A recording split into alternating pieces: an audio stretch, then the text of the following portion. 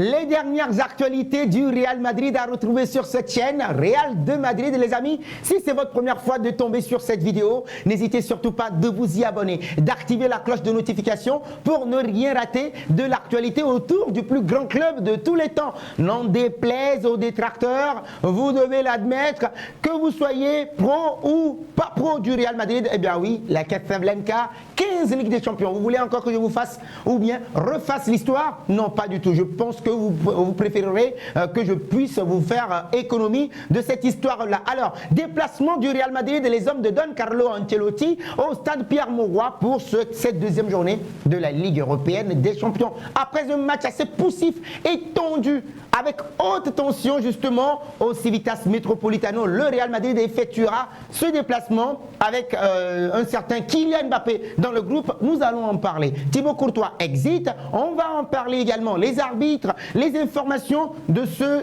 avant-match Real Madrid-Lille ou bien Lille-Real Madrid, les amis, que vous pourrez avoir sur cette chaîne Real de Madrid. Alors abonnez-vous encore une nouvelle fois, je le répète, je continuerai toujours par vous le dire tout au long de cette capsule vidéo que nous vous présentons sur les informations d'avant-match. Déjà, bonne nouvelle, Eduardo Camavinga est apte à disputer ce match-là, lui qui était trop juste pour le derby madrilène dimanche dernier. Un but partout pour ceux qui ont raté ce match-là. C'était en live commenté sur cette chaîne Real de Madrid et vous pourrez régulièrement suivre toutes les informations liées au Real Madrid et les lives commentés du Real Madrid sur cette chaîne. Et donc, respect, abonnez-vous à cette chaîne, partagez tout autour de vous pour que nous puissions créer cette famille Casablanca. Alors déjà, Eduardo Camavinga a effectué la dernière séance du Real Madrid avant de prendre l'avion, le vol pour la France pour y disputer cette deuxième journée. Fran Garcia également était de la partie.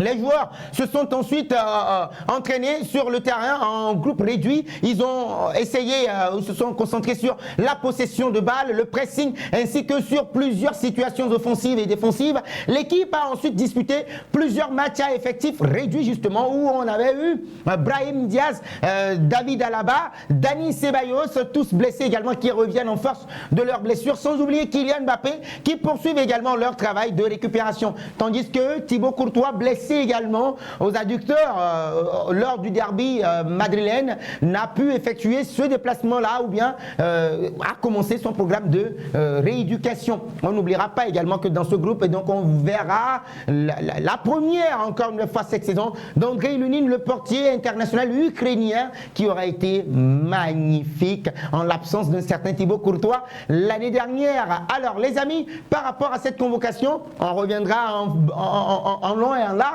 sur cette convocation. Déjà, avant ce match-là, Carlo Ancelotti et Aurélien Tchouaméni prendront la parole en conférence de presse avant l'entraînement, la reconnaissance du terrain ou bien la reconnaissance de la pelouse. Et donc, ils seront là à partir de 18h15 au stade de presse, en salle de presse du stade Pierre-Mauroy. Et ce sera en direct également sur la page Real de Madrid, en direct que vous pourrez suivre à partir de 18h15. Et nous reviendrons sur cette conférence de presse-là, les propos d'avant-match, Aurélien Tchouaméni et puis Carlo Ancelotti sur ces propos d'avant-match-là. On va éplucher, décortiquer ces propos pour vous, les amis, qui n'auriez pas peut-être le temps ou bien l'opportunité de suivre cette conférence de presse d'avant-match en live commentée. Donc nous serons déçus. Alors par rapport à Aurélien Tchouaméni, il est en train de régresser un tout petit peu, mais la presse madrilène essaie quand même de l'encourager parce qu'au milieu de terrain, ce n'est pas du tout facile. Et quand vous jouez au Real Madrid en étant jeune,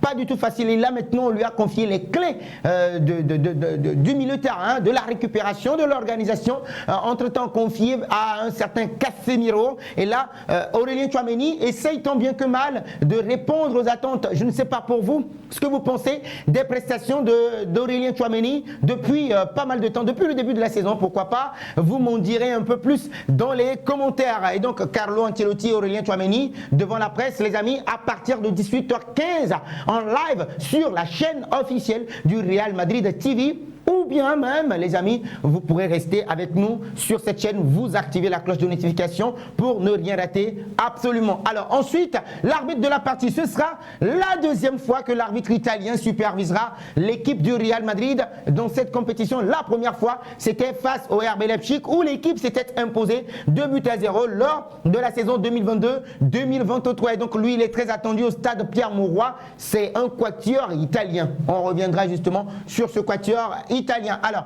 Ligue des Champions, les informations d'avant-match de ce LOSC Real Madrid. Déjà, retenez que les deux formations ne se sont jamais rencontrées en Ligue des Champions. Donc, ça va être la première fois entre le LOSC et le Real Madrid. Malheureusement pour le LOSC, il tombe sur un ogre, un habitué, un champion et le roi de la Ligue des Champions, puisque le Real Madrid, je ne vous le dis plus, mais je vais me répéter tout simplement, c'est la 15e fois que le Real Madrid gagne cette compétition depuis sa création. Et donc vous comprenez à juste titre que le LOSC doit maintenant cravacher dur, s'arracher les sourcils, s'arracher les cheveux pour pouvoir créer la surprise un tant soit peu. Les hommes de Bruno Genesio ont obligation maintenant de pouvoir créer la surprise. À défaut, faire un match nul contre le Real Madrid serait, voilà quoi, une victoire pour eux. Mais attention, comme on le dit souvent en football, ne sous-estimez jamais l'adversaire parce que tout peut se passer et à n'importe quel moment, vous serez d'accord avec moi sur cet adage-là,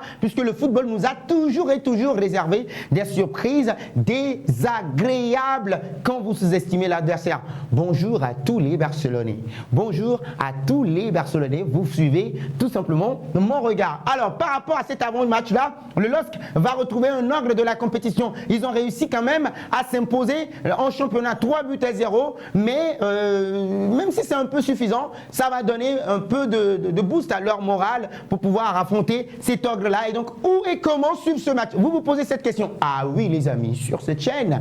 Ah oui, sur cette chaîne, en live commenté Real de Madrid, que ça soit sur YouTube ou Facebook, le même nom, vous entrez Real de Madrid et vous aurez justement ce live commenté LOSC Real Madrid. N'hésitez surtout pas. Si vous pensez que vous allez oublier, tout de suite activez la cloche de notification. Alors la Decathlon Arena, Stade Pierre-Mauroy accueillera le Real Madrid pour cette deuxième journée de saison régulière, la nouvelle formule de la Ligue des Champions. Et donc après avoir retrouvé la victoire samedi dernier, le LOSC tentera de créer la surprise pour les supporters lillois qui ne pourront pas suivre ce match-là. Vous prenez rendez-vous avec nous sur Afrique Sport. L'arbitre de la partie, ce sera justement choisi par l'UEFA, ce sera Mauricio Mariani, arbitre principal. Il sera accompagné par ses compatriotes Daniele Bindoni et Alberto Tegoni sur les touches.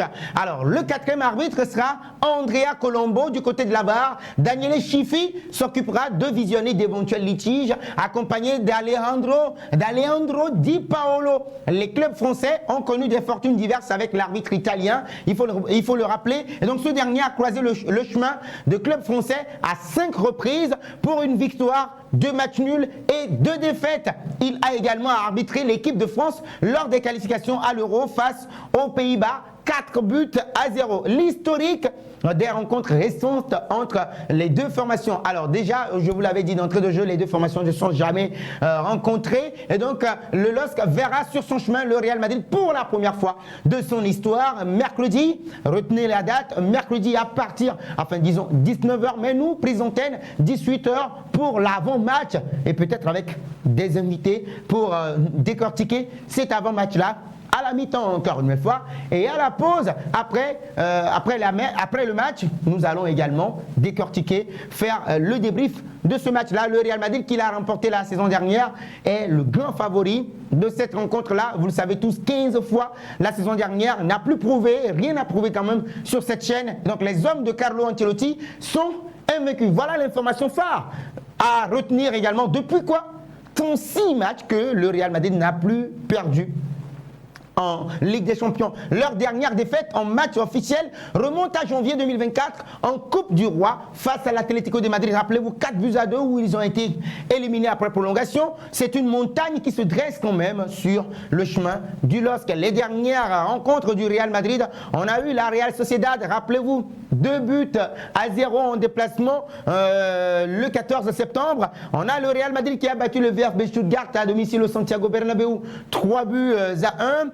avec ce but du jeune Endrick. Le premier quand même en Ligue des Champions, c'était le 17 septembre. Le Real Madrid s'était imposé face à l'Espagnol Barcelone 4-1 le 21 septembre. Puis le Deportivo Alavés avant le derby madrilène 3-2 le 24 septembre au Santiago Bernabéu avant d'effectuer ce déplacement périlleux et difficile, ô combien tendu également face à l'Atlético de Madrid au Civitas Metropolitano. Alors dans la liste, Kylian Mbappé, oui, son retour plus tôt que prévu puisqu'il a été annoncé pour 3 semaines d'indisponibilité. Kylian Mbappé a été retenu dans le groupe. On va visiter les joueurs convoqués tout à l'heure. Kylian Mbappé est dans la liste et donc l'attaquant s'entraînera avec le groupe demain, on va dire aujourd'hui quand même pour la reconnaissance du terrain puisqu'il a effectué ce déplacement-là et donc le joueur fait partie des joueurs convoqués pour cette rencontre et après avoir souffert d'une blessure